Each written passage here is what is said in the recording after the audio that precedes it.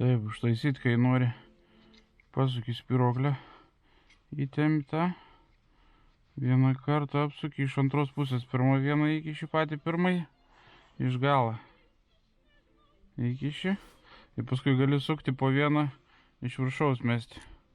Įkrint vienas, antras, taip, ir toliau.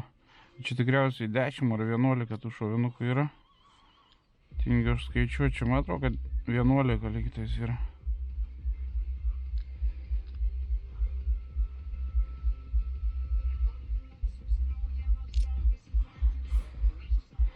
Patogiau būtų, jeigu pasidėtum šovinius iš dėžutės, imti ne rankui, laikyti kartu ir mėtyti. Šitą ir skirtingų biškį šovinių turiu, iš kitokių, tai iš karto automatiškai kitaip taikai skirtingi šoviniai. Tas stambesnis, sunkesnis yra. Nu, tą padėsim atskirai stambesnį. Nu, ir viskas iš tos pusės įsikiš į tą stiklinį.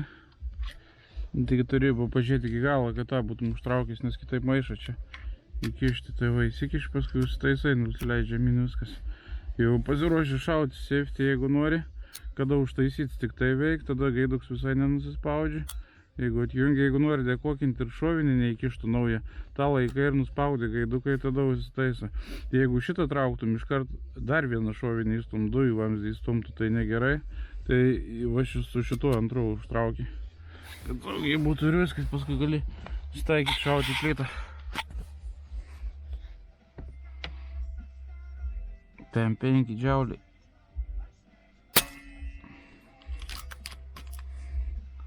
Plyta net dulkės išrūksta.